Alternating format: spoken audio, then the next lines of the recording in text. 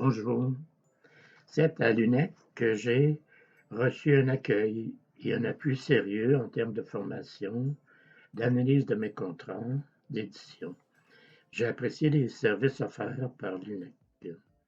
Je suis un professionnel de formation scientifique et administrative. J'ai œuvré dans l'industrie, notamment dans l'avionnerie, les télécommunications, les finances et l'enseignement.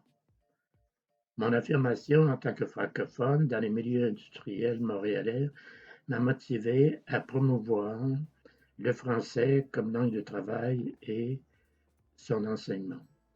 Mon implication politique fut motivée par une affirmation nationaliste québécoise. J'ai été scandalisé par la façon dont les auteurs sont traités dans les milieux littéraires. Combien de manuscrits ne seront jamais publiés pour diverses raisons.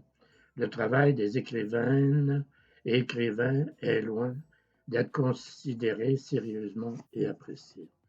L'obtention d'appui des conseils des arts du Canada et des arts et lettres du Québec, la culture Montérégie est très aléatoire. Les obstacles sont multiples, les barrières administratives et bureaucratiques, la concentration des décisions, les monopoles financiers institutionnalisés. Si notre manuscrit n'inspire pas les éditeurs visant un revenu de vente et de subventions attendues, ils vous refuseront l'édition de votre manuscrit.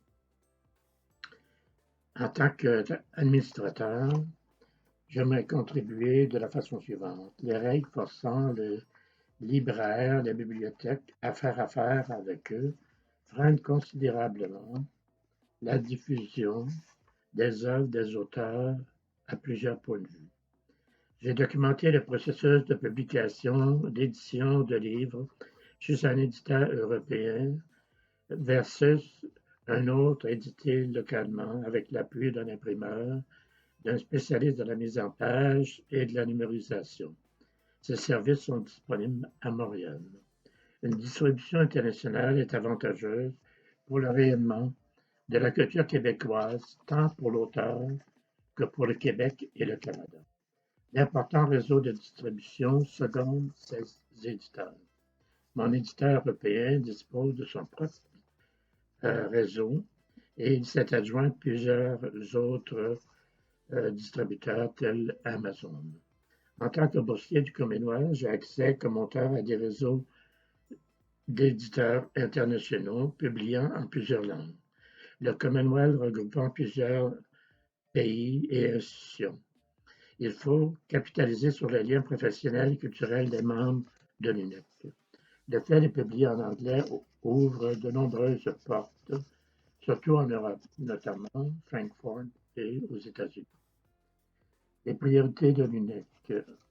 Même en tant que membre de l'UNEC, un syndicat professionnel, les membres de celle-ci s'avèrent être les parents pauvres des milieux littéraires et de l'édition, à mon humble avis.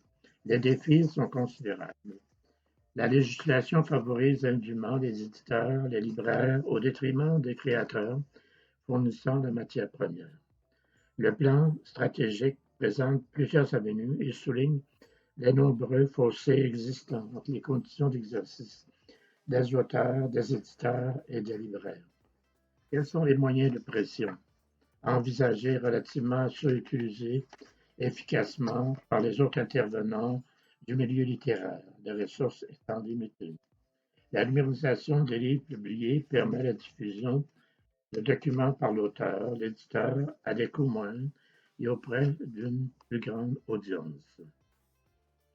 Les médias sociaux, les outils numériques de diffusion, les chaînes YouTube favorisent la présentation des œuvres d'une façon différente et de rejoindre une nouvelle clientèle. Ainsi, la présence des auteurs est plus apparente.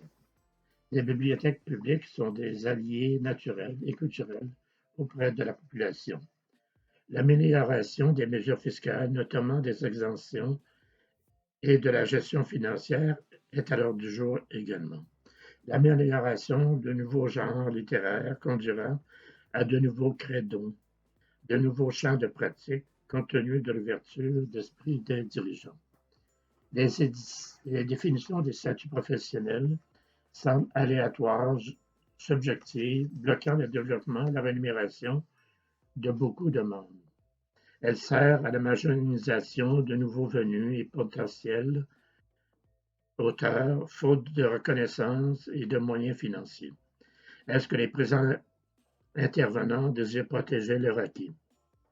Une collaboration avec des groupes d'exposition publique, par exemple le Toastmaster, pourrait nous apprendre à rédiger, présenter des textes en différentes circonstances et contribuer à notre rayonnement en tant qu'auteur.